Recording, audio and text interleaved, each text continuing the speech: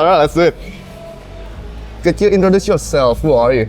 My name's Seb Do, also known as Doozy. Yeah. Some might know me as.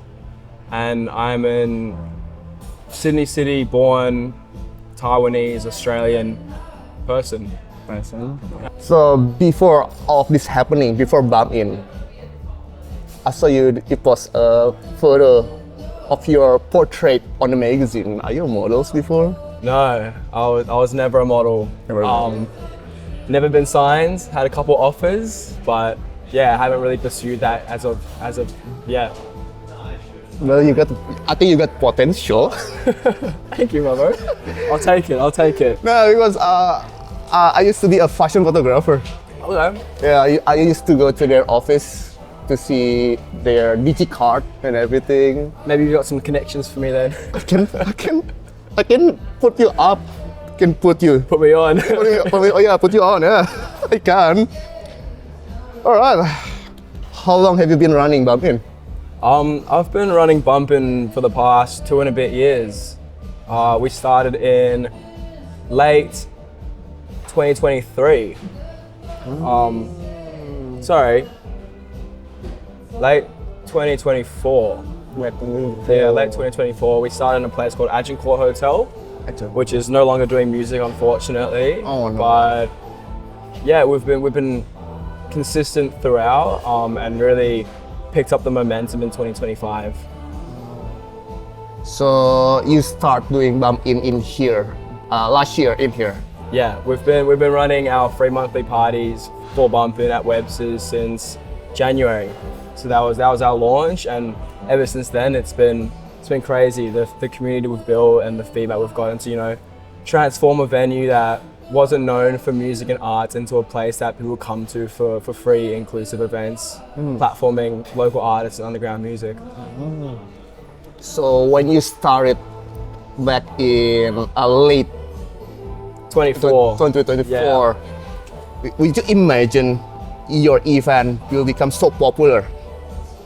I've always had high expectations for myself, but honestly, no.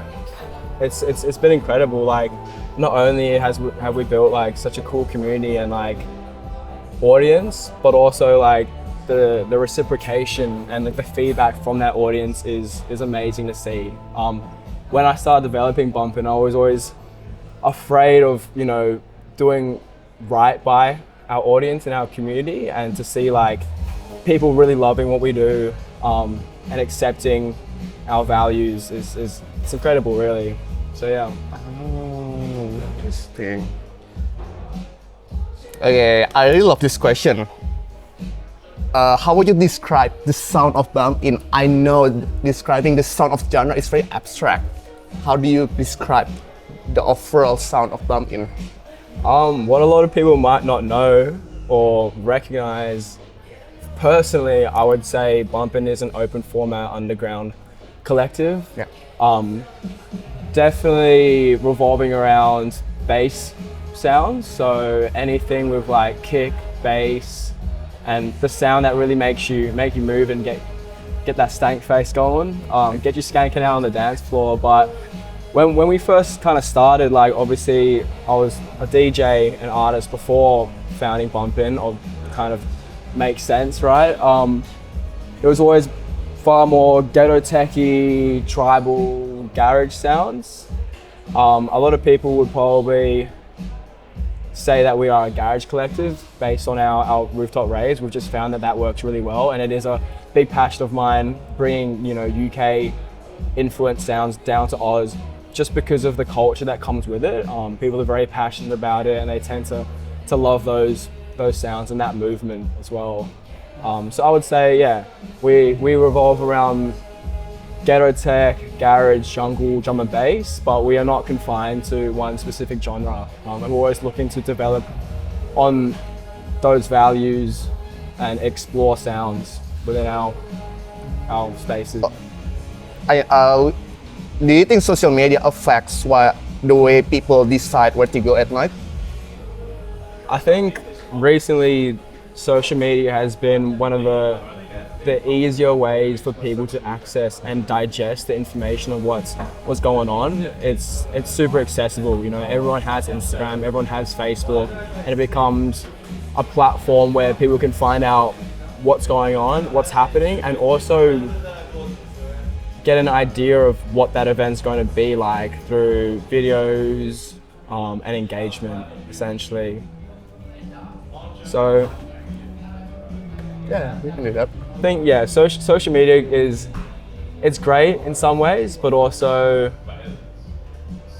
it can be a bit of a hindrance as well, because people see things face value and they can come to conclusions before, you know, conclusions that you wouldn't come to without, you know, talking to first-hand people and getting their experiences, which I think is far more reliable. So yeah.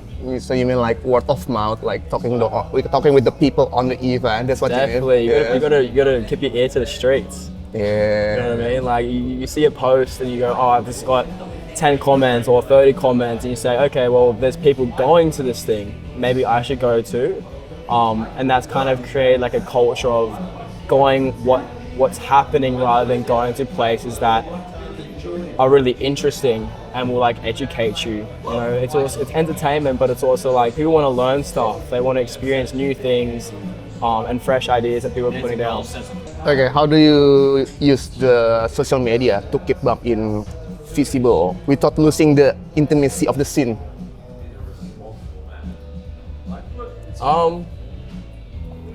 Like I said, Instagram, social media is a great way to make things accessible to everyone, especially if you've got a public account. Like anyone can see it, anyone can see what's happening, what's going on. So I think that's definitely a positive attribute. It makes it easy for people. Sometimes accessibility isn't always the best outcome. Because, you know, like some of the best tracks you find, you got to dig for, you know, and that takes a different level of passion and interest. So like with our events, what we've found is that the people that come are far more like music orientated. They come because they love the music, they love the community, and they love the culture that we provide, and try and brand ourselves as. So I think when you talk about intimacy, I think social media is a great way to connect people.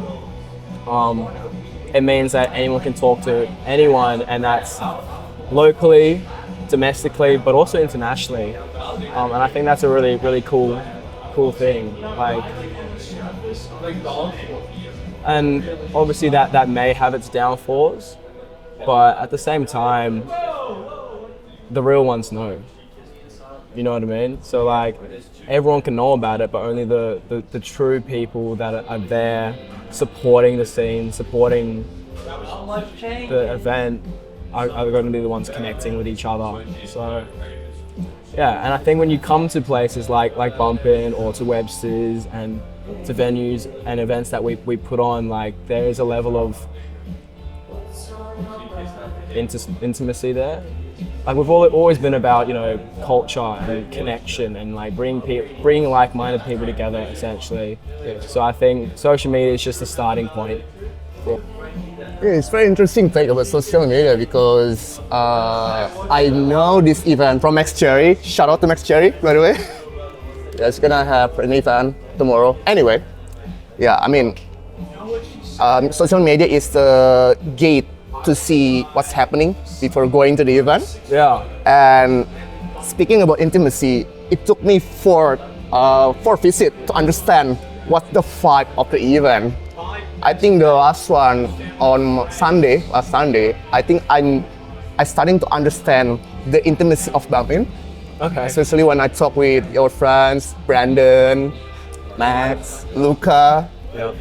It starts with D. I forgot the name. D friends. Forgot the name.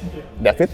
Oh yeah, David. Yeah, like I talk with them and like so from the outside, because if I need to define an outfit genre, it looks like garage UKG, Yeah. very UKG, like very grounded, very tough. But when I talk with them, they're just a very nice guy to me.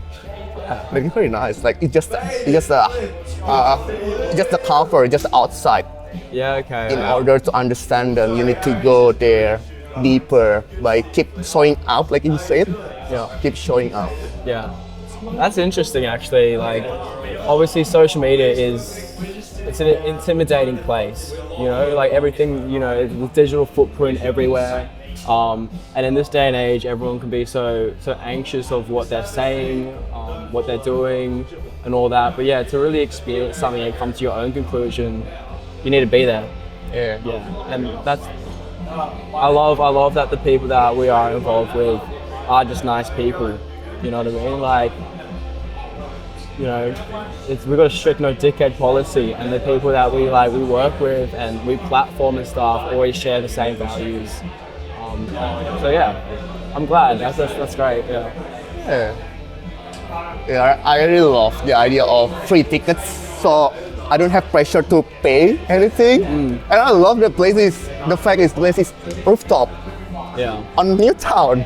So cool. I think it's so cool. We really fill a gap there, capitalize on the moment. So very blessed, I think, with the opportunity to like create a new culture. I've been saying that a lot, culture, but that's what it's all about, really. You know.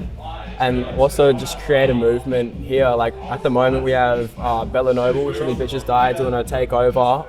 And ever since me and Sai, the general manager, we left the last venue and came to Webster's, we've implemented a free entry policy because we just want to make this place as inclusive as possible, you know, considering today's cost of living and, you know, young people, they don't always want to be spending money to come and experience something that doesn't have to be paid.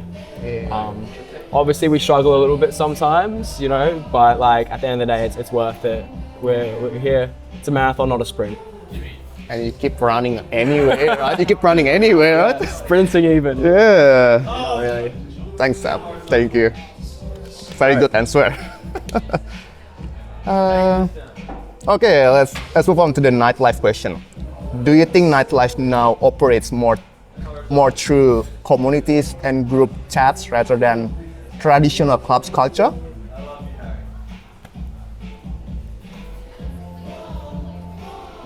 I think it really depends on where you are and who you know. You know, like there's so many different bubbles in nightlife and club culture in Sydney, Australia even, and you know, globally too. So it's like a lot of people who, you know, don't know the city super well, they find themselves in spaces which doesn't resonate with them. Yeah. So then finding a community, which effectively is what a collective is. It's a community of people who love a specific genre or love a specific place or love a specific vibe.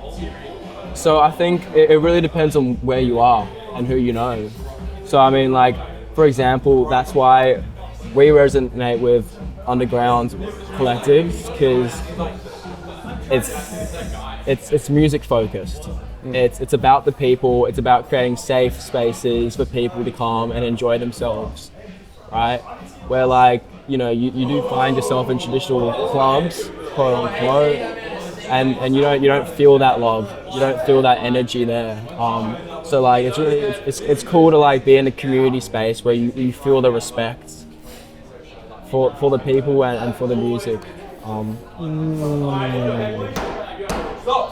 But you know, like every nightclub is built on some sort of community. Like face value, all you see is the attendees, but behind the scenes, there's always a community who is, you know, putting in the hard yards to develop a movement. Whether that's the DJs, the event managers, the venues, the marketers, even the designers. You know, that's a community in itself, and they're working together. It's an ecosystem, really. So like.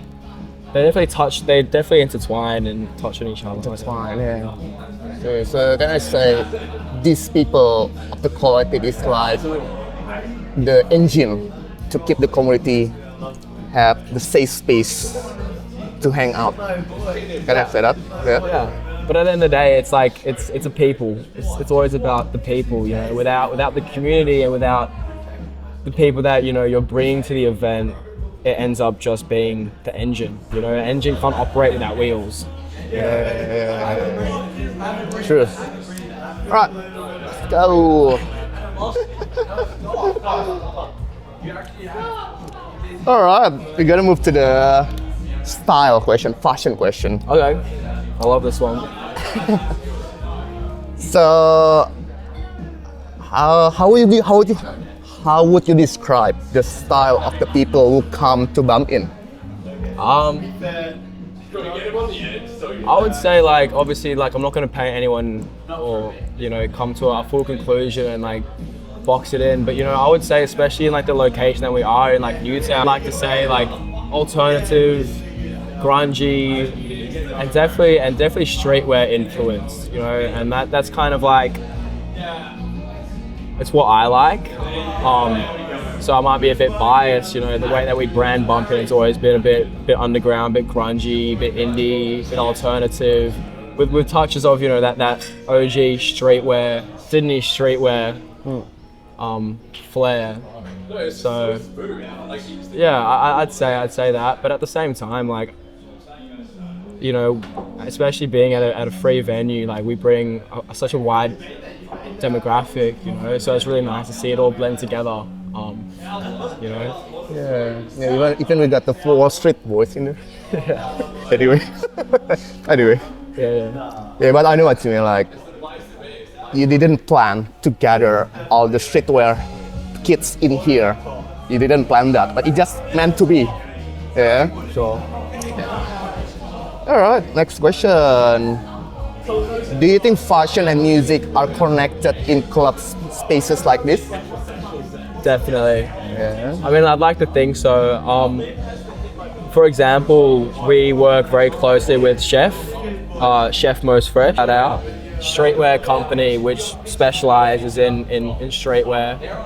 So we've often done pop-ups, collaborative merch. So we've always been an art and audio based collective. So we've always tried to intertwine the two concepts together. Because like the music and art scene have always come hand in hand. Whether that's through the favorite musicians you love, brand ambassadors, all that. So yeah, definitely, man. Definitely. Yeah, dude. Yeah. The next question will actually explain that a bit further. But let me read the question first. I actually met this question last night. Met this question last night while listening to Garage, so I can absorb the energy. Have you noticed the same people moving through different parties, venues, and collectives across Sydney? Yeah. Yeah. Definitely. Yeah, well, and I think like that's touching base on like-minded people. Great minds think alike. You know what I mean? So like people want to be in the places that they love, and they'll gravitate towards those spaces and those places. So yeah, I always, and I love it. Like I love seeing familiar faces when we go to parties, and we go, okay, that guy's there. Like, all right, we're in the right place then. You know what I mean? Yeah, definitely. And Sydney's a small place, like especially in the inner west. So like going up here, like you're bumping into people all the time. I actually want to ask this question. So I've been through 40 events for the last 6 months. So I went to the live music venue and clubs, warehouses, the one that I almost got kicked out. So, but my question is, do you think, I find it hard to find the people who like grunge or post-rock, they most like very unlikely to go to clubbing event. Do you agree with my statement? So the question is, I agree. I can meet other people like from Bump In to, for example, Los Sundays, or Abercrombie, because it's electronic music. Yes. But I barely see people from live music venue like Fix on the Park. What else? Mary's Underground. I see. I never see them intertwined. Yeah. Barely, okay. Yeah. There's probably less of it. Like I said, like people have different taste, and like they're probably more inclined to, you know, go see the artist that they love, or within that sound or spectrum that, you know, if they're going to go out and spend money, they want to see specific artists and specific genres. So yeah, there's definitely more of an overlap there. I mean, personally, like I'll be everywhere. You know what I mean? Like I love live music. I still love my bands. I love going to the Vic and seeing what's on. So yeah, there's definitely spaces where you probably are more likely to see an overlap of like collectives, I guess, like communities that love specific genres there. But yeah, I think that's just by default, really. Maybe it's just about different left wing, which is okay. Yeah. Different left wing, it's okay. Yeah. I mean, I agree. Digital clubs music is more face basis compared to the band. Like the band sounds more echo. It's like about the taste. Yeah. Okay. I think so. Yeah, definitely. It comes down to taste. And you know, accessibility, right? Like location would have a big factor. Yeah. Right? Like, you know, you're not gonna go. You're probably far more unlikely to see somebody who like is a King Street frequenter at a DY nightclub or RSL, and that's just based on location too. At the same time, also like within the circles of certain genres, they might not know. You know what I mean? So it's like it's education too. So, yeah. Thanks, Sam. It's alright. It's a tough question. I think personally, I think it's a tough question because I keep seeing people. I've been going to, like last weekend, I went to Abercrombie, your event, Lazy Thinking. Like I've been around last week, right? I barely see the opera. I think it's not the genre. It's about the taste. It's just understandable. Yeah. What makes someone instantly feel like they fit at Bump In? It's probably not a great question for me. But from what I've heard, like I think it's definitely like the community value. You know, like what we've always like put down, whether that's in statements or through our language, is that like this is a place for everyone. You know what I mean? Like it's like we push inclusivity.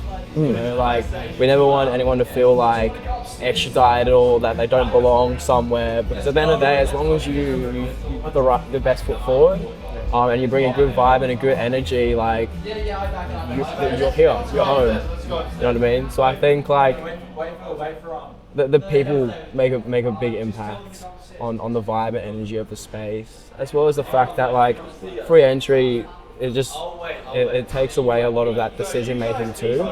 So then they feel like, okay, well if I leave, like there's no pressure. Yeah. Do you know what I mean? So yeah, I think we try and remove the clickiness of it all, and just make it as open as possible. You know? Yeah. It's nice when people are dancing too. I think movement, when people are dancing, having fun, it makes people like loosen up a little bit. They don't feel like they're being judged. So yeah. Yeah, I really like your audience is so friendly.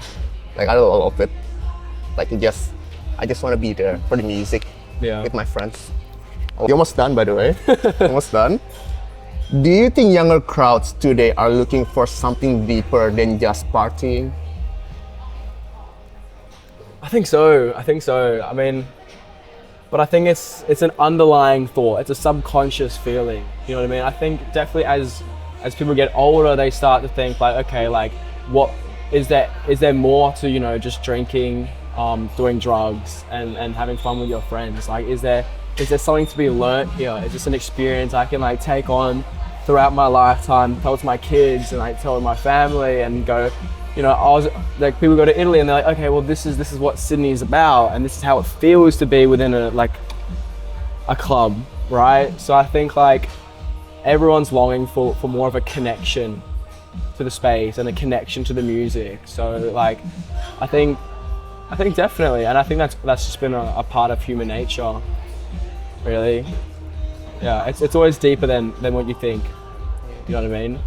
and like it goes back to the 80s, you know, even further. Like this whole movement of like, you know, music and events and like dance floors, it's been a development since the beginning of time, really, and it's always been about, you know, connection and community and culture, really, and building upon that. Yeah, I would agree with that statement. Yeah, I agree. Like a little. I mean, I think you are the best contributor for my writing. But like you are one of the best, because it took me 4 months to get you. Took me Wow. 4 months. I mean, it's not easy to make people comfortable with you. You know, it's like when you're trying to get closer with your next girlfriend, you cannot just do that in one day. Otherwise it's a one night stand, right? I mean, yeah, I guess so. You're making a genuine connection, yeah, like, sure. Yeah. But yeah, I'm always here, bro. You can always talk to me. Thanks, Sam. All right. What's one thing people outside the scene misunderstand about Sydney nightlife? Yeah. That it's dead. Yeah. I think, like, obviously things could be better, but at the end of the day, like, you need to give Sydney like the benefit of the doubt, right? Like, we are a small city, you know, and it's not cheap to live here either, right? So like, the accessibility to go out and have a great time it's never been. It's kind of harder than it ever has been, you know. Like, fuck, you look at like $13 pints and you're like, what the fuck is this shit? You know what I mean? Like, and that's my first drink. But like, I think it's all about who you know, and it's all about the research that you do. If you really want to be in a place that you think is, you know, lively and has a great energy, and has stuff going on, you know, you got to do your own research, talk to people, and work for it. Work for it. You know what I mean?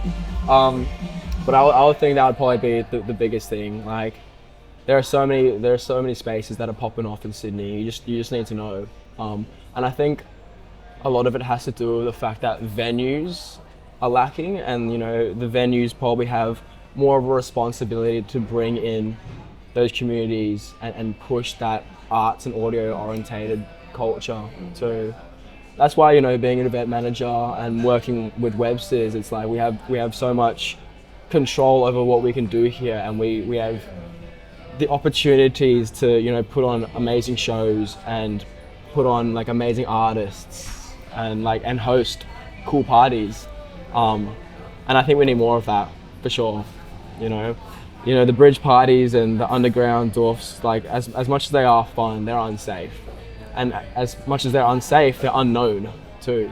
So it's like, especially if you're not from here, you're not local, you don't know where to go, right? So to create like places like Chinese Laundry and Abercrombie that, you know, like people can rely on for a good time makes a big difference. What's your definition of the best party, Sam? Shit. When people are dancing, dude. Yeah. Yeah, like if people are just moving, having fun, and like it just feels free. I think freedom is what partying is all about, you know? And like that doesn't have to be influenced by like drugs and alcohol, but just to get that disconnect from reality, you know what I mean? And be in a place where you can really be yourself, and have fun and chat to people and connect and socialize. Yeah. I think it's a primitive thing, you know, and that's what we lack in today's society. So yeah, in this digital era, I think human connection, dude. Yeah, like the real human connection instead of digital connection. Yeah, I agree. Oh, damn, that's a very good answer. Thanks, man. So what's next for Dublin? What's next? Shit. Well, fuck. It's okay. Where we so with bumping it, it's like I've always had a very arts and audio focused concept for it, and I think the next steps is to really tie that back together. You know, we always started off as like art galleries, fashion shows, and music as well. You know, with the agency Aptitude Arts, it's always been audio, arts, and apparel.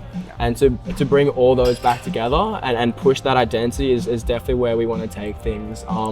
That means doing live music blended with DJ sets. That means bringing back art galleries, bringing live arts back into the scene, working with more creatives, and just building upon that art scene and that art aspect of our events is definitely a big goal of ours. You know, it's about finding the right spaces and the funding for it too. But I think we'll get there. So, Bump In is your baby. Yeah, It's your baby. You're gonna run it as long as you can. 100%. Yeah. Yeah, we've got big goals for it, you know, and we're taking our time. Like I said, it's a marathon, not a sprint. We want to get this shit right, and like we want to create a concept that will outlive us. You know what I mean? And like, you know, with those values too, right? For the music, for the arts, and for the people. So you wanna leave a legacy. Low key, Yeah. or leave a legacy, but also inspire others to kind of like look a bit deeper into what electronic music is, and establish themselves with those same values, you know, and create positive experiences for people. Yeah, because I remember digital music from the get-go is always about belonging. Yeah, It's always about belonging of the community. It's always like that, no matter what. yeah. We want people to belong. Yeah. Yeah, for sure. We're creating a space that people belong to. You know. Yeah. Last question. Zodiac one. If Bump In had a zodiac, what's gonna be? I'm a Cancer, so maybe Cancer. It's the only one I really understand. So I still don't get it. Very emotional, Yeah, dude. very like- friendly with other people because I'm a Cancer too. Oh, okay. Wow. Yeah. More you know. Yeah. So, That's what I've heard at least. So yeah, if we was to describe it, probably be Cancer. Yeah. yeah, like very emotional, very perfectionist as well. Yeah. You wanna get the shit right no matter what. Yeah, that's it. Beautiful. Thank you so much for having me. Thanks, Ab.